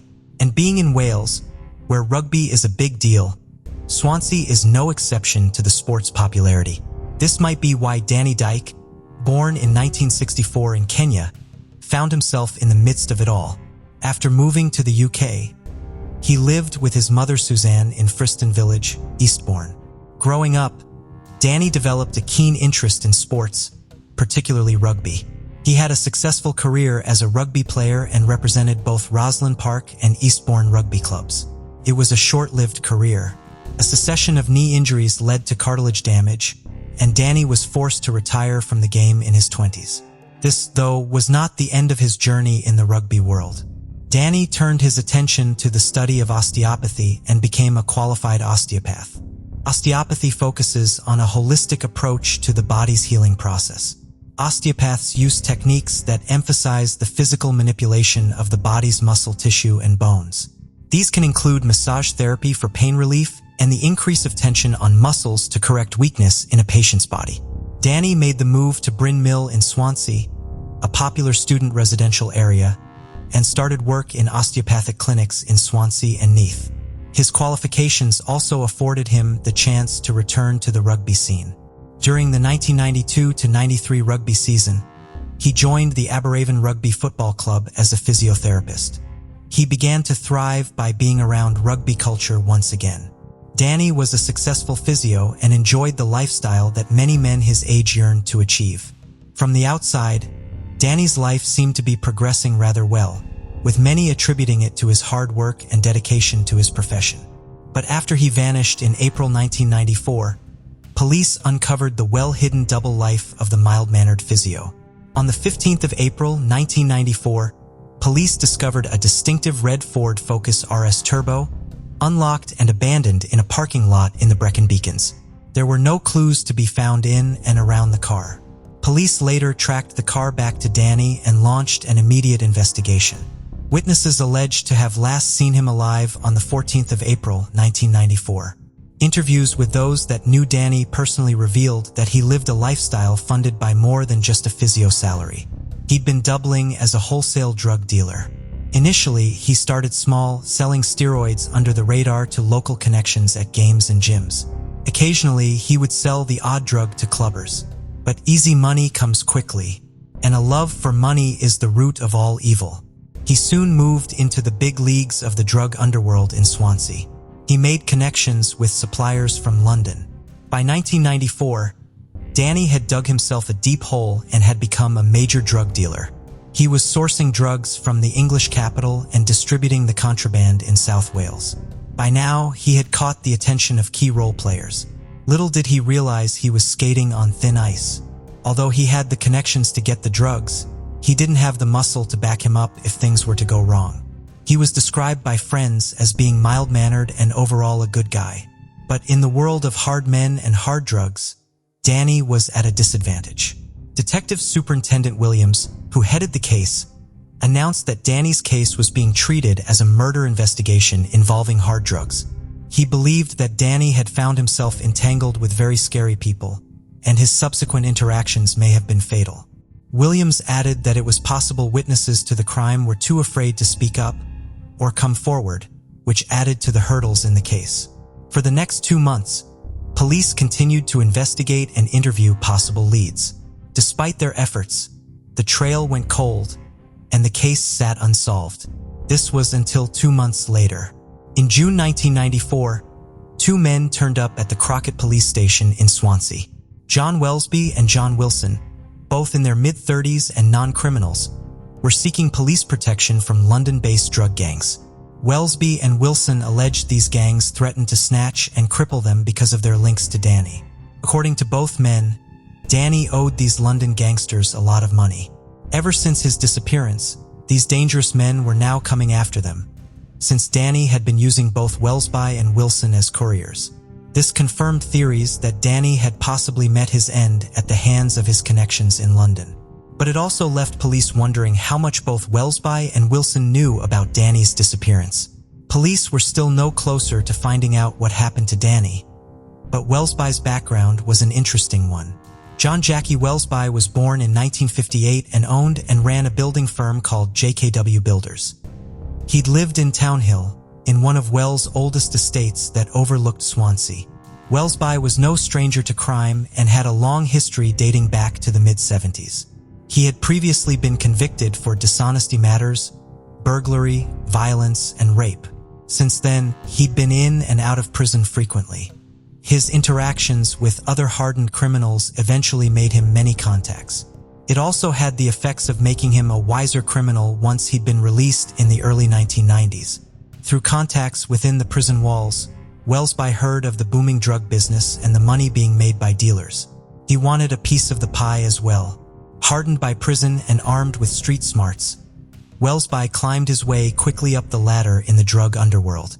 Welsby had a way about getting exactly what he wanted. He began dealing in cannabis resin across Swansea, Llanelli, and Carmarthen, building up his infamy along the way. It was then he was introduced to Danny in 1993. With Danny's contacts, Welsby would eventually have a greater reign over the drug trade in South Wales. The two developed a partnership of sorts, and soon Welsby became a wholesale customer of Danny's. By day, he was the well-known business owner, but in the shadows is where he made his real money. This was as much police knew about Welsby's connection to Danny, that is, until Welsby made police an offer in 1996. He agreed to show police where Danny's body was buried in return for £50,000, and a guarantee that he would not be sent to jail for his role as a money taker in Danny's drug dealings. Police were not prepared to negotiate with a man they knew dabbled in crime as a side business. Instead, they offered him £3,000, which he accepted. Welsby led them to Tanagrag Farm, where crime scene officers worked over a course of several days unearthing concrete chunks, carpeting, broken bits of a mobile phone, and fragments of human skull. Forensic specialists were able to obtain a DNA sample from cartilage kept by Danny's mother, Suzanne, after he'd had one of his knee operations. It was a positive match with the skull fragments found at the farm. After 2 years, police finally found the remains of Danny Dyke. Now they needed something more concrete to link Welsby to Danny's murder. Mobile technology was still developing in 1994, but forensic experts were able to track Danny's movements through call records from Eastbourne to Swansea. All activity ceased thereafter.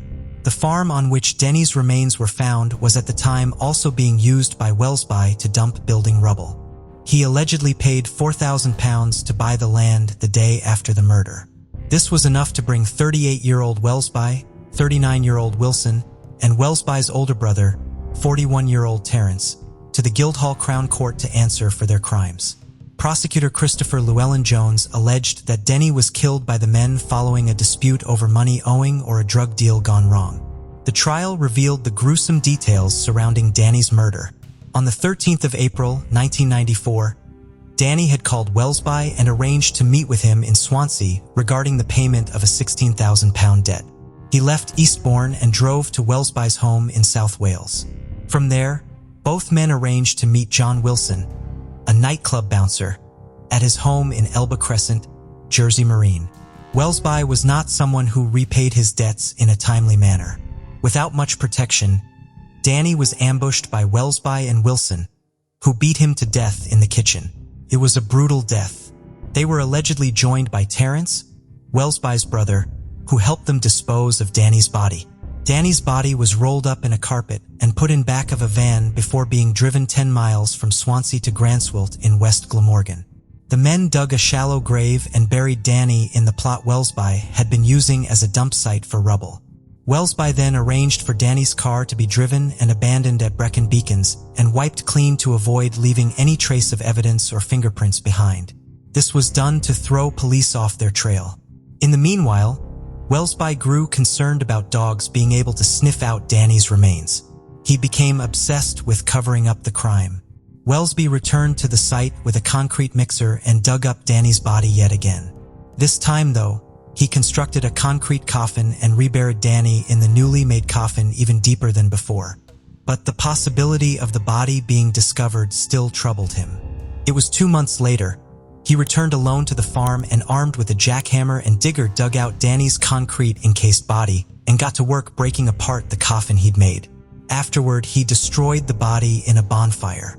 He believed he covered all his tracks. There was nothing left of young Danny Dyke. Little did Welsby realize that crime does not go unpunished easily. Had Welsby not suffered a fit of greed, he may have gotten away with the murder. He unwittingly exposed himself by offering to take police to the crime scene, not knowing forensics could use DNA to link the skull fragments to Danny. The men turned on each other in court, blaming each other for Danny's murder. All three denied murdering Danny. Welsby eventually pleaded guilty, perverting the course of justice by assisting in the concealment and disposal of Danny's body. But the evidence was enough for Judge Justice Ebsworth to hand life sentences to both Welsby and Wilson. In sentencing, he described both men as selfish and cold-blooded. Terrence was released as a free man after it was proven he had not participated in any way with the murder of Danny. The blood police found at the crime scene did not belong to Terrence, but he was able to prove that he had previously done work at the house weeks before the murder and had injured himself. In 2018, the Danny Dyke case aired as part of CBS Reality's Murder by the Sea series. It garnered much interest by those who had been following the strange case over the years. But once a criminal, always a criminal, right? John Welsby once again made headlines following a drug-related arrest in May 2021. Welsby, now age 62, was released on license on condition that he did not return to his criminal past. It is not known when he was released from prison, but it did not take him long to get back to his old criminal ways. On a routine stop and search in the Mayhill area of Swansea, police stopped a Honda Civic. In the passenger seat was Welsby, his wife was the driver. After searching the vehicle, police discovered a bag containing 9.4 grams of amphetamine, along with 1,400 pounds in cash. Welsby claimed that the money was rent payment on the caravan he leased. Knowing the terms of his release, police followed up with a search of his home. There they found 7 kilograms of amphetamines worth up to 73,000 pounds, some of which was stored in a Jacob's Crackers tin. They also found cash, tick lists of names and figures, and scales for weighing. Messages found on Welsby's phone were related to dealings in amphetamine, cannabis, and cocaine, with amounts of how much was being bought and sold ranging from 1 ounce to kilos. Searches of the caravan he owned also turned up more amphetamine, along with cannabis and another tick list. An examination of Welsby's bank accounts showed that payments totaling tens of thousands of pounds being made into them.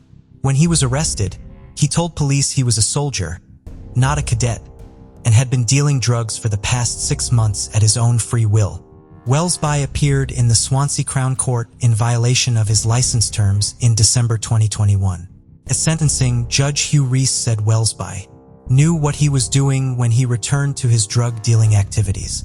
Judge Reese also said he was not going to give Welsby a lecture on the effects that drugs had on the community. The judge sentenced Welsby to prison for 6 years, giving him a 25% discount for his guilty plea. Welsby, whose health is now failing him, awaits a pacemaker being fitted. He will, however, remain in prison until a successful parole application is made. Depending on how one looks at the Danny Dyke case, there will be divided opinions over the fate of all parties involved. No one should be allowed to take another person's life, no matter the situation. So today we ask your opinions on the case. Did Danny Dyke create his own tragic ending by getting involved in drug dealing? Or should he have been given a chance to mend his ways? Did John Welsby have the right to kill another who was invading his turf? Was it greed or simple idiocy that made Welsby go to the police and uncover his own murder plot? Miramar's known for its tropical climate and stunning views, making it a top tourist spot in the U.S. Evelyn Marie Fisher was born on March 23, 1947, in Sardis, a small place near Chilliwack, Canada, to Charles and Ethel Fisher. She went to Chilliwack Senior Secondary School and later studied at Riverview School of Psychiatry Nursing. After finishing her studies, she became a licensed psychiatric nurse. In 1969, while working at a hospital in Vancouver, Evelyn met John Bamforth, a bartender. They quickly fell in love, and their friends could see they were perfect for each other. She was just great to be around. I never had any regrets about being with her, John said. A few years into their relationship, John got offered a better job in Grand Cayman, and due to this, he had to move out of Vancouver. Not wanting distance to be a barrier to their relationship, Evelyn made a sacrifice. She quit her job at the hospital where she worked, packed her bags, and traveled down to Grand Cayman to be with John. After settling down in the new place, the two eventually got married and spent the next couple of months enjoying a blissful and incident-free time together. With each passing day, their love for each other kept growing stronger, and it seemed as if they both had their whole lives ahead of them. But after only 2 years, Evelyn had grown tired of the place. She just could not see herself living the rest of her life there. She eventually spoke to John concerning this and also told him about her desire to move somewhere else. John had not expected this, but he knew that if she continued living in Grand Cayman, she would be unhappy. So he gave her his full support. She left me and she went to Miami, and 3 days later I quit my job and followed her, John said. The couple found accommodation at the Haven Lakes Estate mobile home park located in Miramar. They also both got jobs and began their lives afresh. Evelyn was happy and content, and so was John. In the blink of an eye, 6 years had gone by. At some point, a female friend of the couple moved in with them. It's not clear when exactly or why she started living with them, but she was welcomed with open arms. On January 22, 1980, John kissed his wife goodbye, left the house, and made for his place of work. The friend of the couple also went about her business, and Evelyn was the only one left at home. The day was just like every other day in their lives, and none of them had any idea that something terrible would soon happen. At the time, Evelyn had undergone knee surgery and had to take time off work to recover. But there was really nothing to worry about, and it was expected that she would be back to full health in no time. On the night of that same day, the friend of the couple returned from her outing. It had been a long day, and she couldn't wait to be fast asleep in her bed. However, when she tried the front door, she realized that it was locked. There was nothing strange about this because she knew that either Evelyn or John had locked the door since it had already gotten dark. She had no idea if only one or both of them were home. Not wanting to disturb whoever was inside, she searched through her bag for her spare key, but soon realized that she had not taken it with her when she had left the house. It slowly dawned on her that she could spend the whole night outside if she did not attempt to let whoever was inside know she was around. She knocked on the door and waited but got no response. It was dead silent except for the occasional honk of motor vehicles in the distance. She knocked again, this time calling out both John and Evelyn's name, but still, she got no response. Soon, she was banging on the door as loud as she could, but no one came to open it. With each passing second, she got more anxious and knew deep down that something was terribly wrong. There was no way no one inside the house would not have heard all the noise she was making. It was all so strange. She also tried other doors leading to the house, but found all of them locked as well.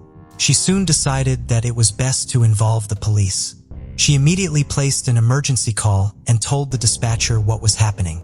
In a matter of minutes, officers from the Miramar Police Department arrived on the scene. They proceeded to join her in knocking on the doors and even went as far as knocking on the windows of the house. But still, no sound was heard from within.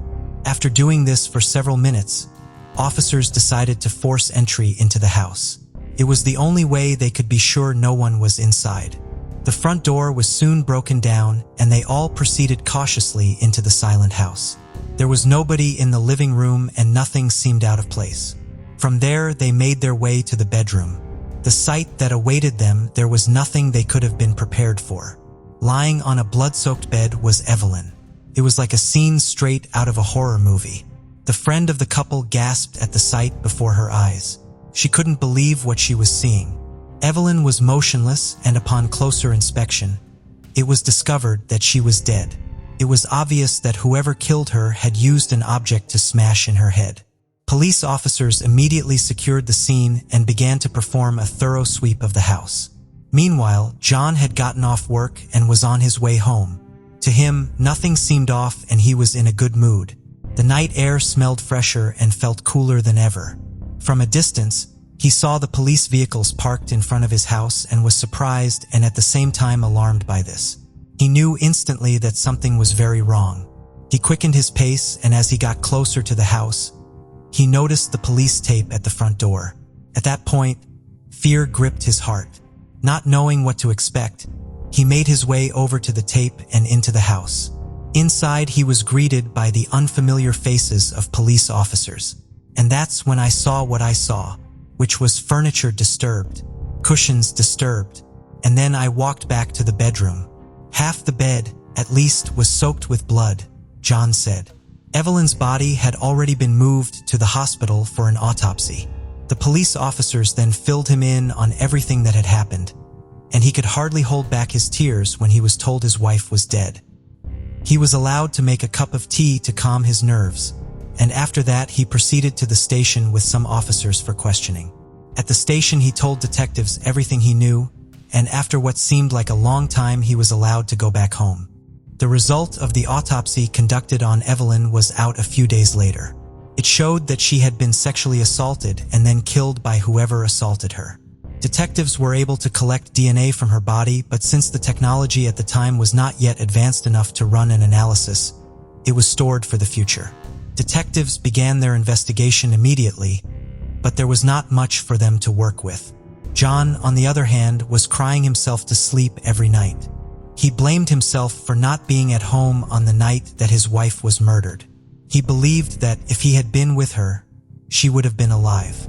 I had a lot of guilt at the time because I wasn't home when I should have been, John said. In February 1980, Evelyn's body was taken back to her hometown in Chilliwack and she was buried there. After the burial, some of Evelyn's family members blamed John for her death. Others even assumed that he killed her. It was all too much for the heartbroken John to bear, and he sank into depression. The whole tragedy caused a significant change in his character, and to deal with the pain, he began drinking and taking drugs. He also eventually moved permanently to England. From that moment to today, I've been a different person altogether because it changed the way I look at life, John said. It changed how I feel about other people because I was very trusting before. Now I'm not, he added. 2 months after the death of Evelyn, in March of 1980, detectives suddenly got a lead in the case. Here is what happened. A woman was sexually assaulted and almost killed in Volusia County. This is an area which is about a 4-hour drive from Miramar. The assailant was soon identified as a 33-year-old man by the name of Ronald Richards. Upon further investigation by the police, it was discovered that Ronald was living in Miramar. Due to this, Volusia County officials reached out to the police in Miramar to assist them in apprehending him.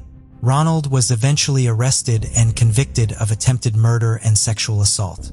For the crime, he was sentenced to 50 years in jail. Miramar police, however, couldn't help but notice the similarity between Evelyn's murder and the crime Ronald committed in Volusia County. They began to suspect that he was also Evelyn's killer. It seemed very likely because he lived only 12 houses away from Evelyn and also had a weird habit of jogging at night. A closer look also revealed that he had a dark past. Back in 1975, before the Volusia County case for which he was jailed, he was convicted of manslaughter against his girlfriend. For the crime, he spent 4 years in a prison in Ohio and was released on parole in 1979. When Miramar detectives discovered all these details about Ronald, he was immediately moved to the top of the list of suspects in Evelyn's case. They did not have any concrete evidence to prove that he was really Evelyn's killer. And as time went by, the case went cold. The case was reviewed several times over the years, but nothing came out of these reviews. In 2021, Detective Jonathan Zeller decided to submit the DNA evidence that was taken decades ago from Evelyn's body for testing. After several months of waiting, the results of the DNA analysis finally came out.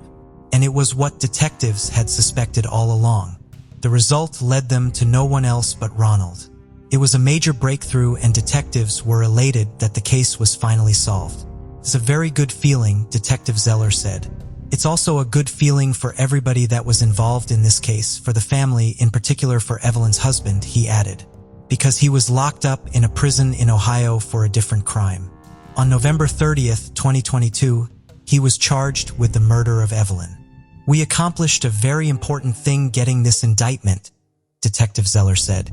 "This is the first hurdle, and the next step is a trial or no trial because maybe he dies in prison." "I don't worry myself with that," he added. John was also updated about the progress made in his late wife's murder case, and he was grateful for it. At almost 80, he had given up hope that the case would ever be solved. Despite the fact that Evelyn's killer was finally found, the pain her death brought remained with him. "I'm not a vindictive person, but I would certainly want to see justice for Evelyn. I don't believe in this closure thing. One never has closure." "You never have closure, as you can tell," John said. "But certainly is the most important thing. At the moment, Ronald remains locked up, but in the future he will be transferred to Miramar to formally face the murder charge. In addition to this, detectives also believe that he is a serial killer and that he could have had more victims than they know about. The murder of Evelyn remains the oldest solved cold case in Miramar's history. But thanks to the relentless efforts of the authorities, her family has been able to get much-needed closure. However, the hole her brutal murder left in their hearts will forever remain. Since Ronald, who committed the crime, is currently serving a prison sentence, what kind of punishment do you think he should get for the murder of Evelyn?" This next case will take us to the Bronx, a borough of New York that is often regarded as the birthplace of hip-hop music. It is also home to the famous Yankee Stadium and the largest urban zoo in the United States. On the flip side, the Bronx is plagued by gang-related violence. Jasmine grew up in Long Island, and according to her family, she was a very friendly individual who enjoyed having fun. She was a phenomenal singer, a professional singer. Jasmine's younger sister, Shauna Porter White, told the media she was very outgoing, and she trusted a lot of people. Everyone was her friend. "I told her everyone's not your friend," she added. By 1996, Jasmine Porter was 36 years old and a mother to a 4-year-old boy called Jeremy. She lived a peaceful life with her son in an apartment on Davidson Avenue in the Bronx. "We never thought she would become a mom," Jasmine's brother Derek Porter said. "She liked to have fun. She enjoyed life. When she did get pregnant and finally had the baby, she was a great mom." According to Derek, Jasmine was studying and had dreams of one day landing an administrative job with her degree. However, Jasmine would not live long enough to see that dream fulfilled. On February 5, 1996, authorities responded to a call from Jasmine's neighbors. They were concerned that they hadn't seen her or Jeremy for some days. When neighbors didn't see him go to school that Monday, they realized something was wrong and called the police, Derek said. When authorities arrived at Jasmine's apartment, they opened the door and found her dead in the front bedroom with Jeremy beside her. Jasmine had been dead for about 2 days when her body was found. All the while, her son had stayed beside her. It was a horrible scene to behold.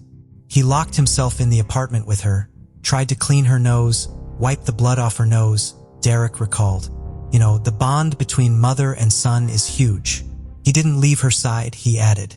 It was discovered that Jasmine had been sexually assaulted and then strangled to death. This was obvious from the severe trauma she suffered to the neck. This was corroborated by Jeremy, who had watched his mother die in front of him. The son indicated there was a man sitting on top of his mother and that the man was naked, said Detective Robert Klein, a homicide investigator that had worked on the case. He stated that he tried to help her, but the killer was too heavy and that the man yelled at him to get away. Derek also spoke about what Jeremy had told him after his mother was killed. The person actually was going to strangle him and he didn't. Also, at the time of Jasmine's death, she had been 6 months pregnant. Her death was a tragic loss to her family, and friends and authorities made it a priority to hunt down her killer. But after several weeks of interviewing people, the investigators found nothing. They were not closer to solving the case, and it was frustrating.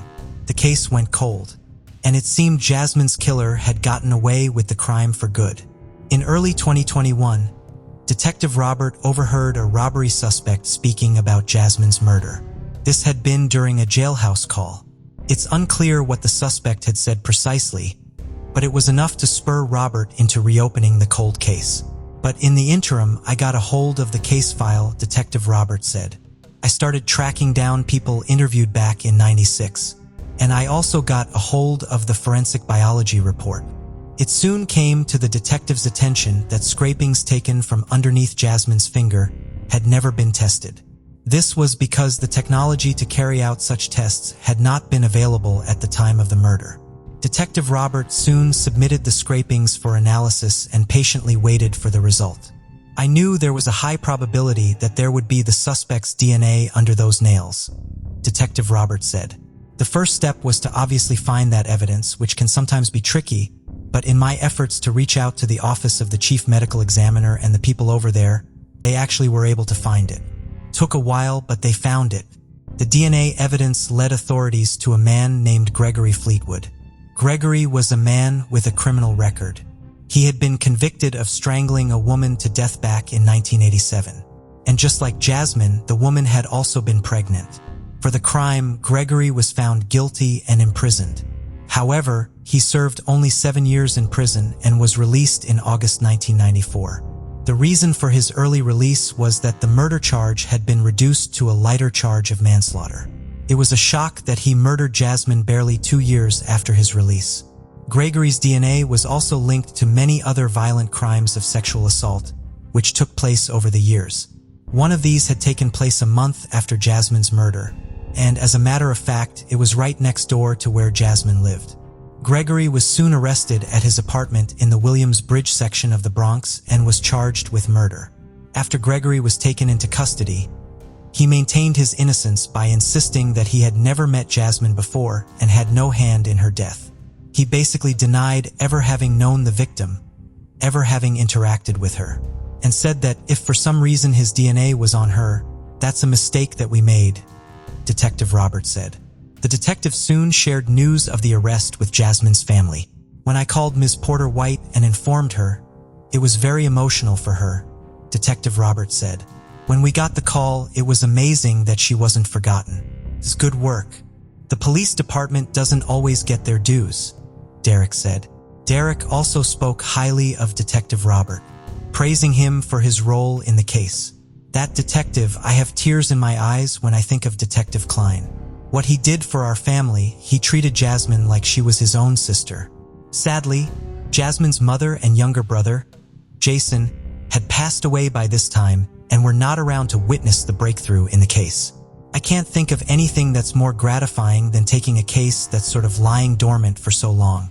Justice is at least on its way to being served.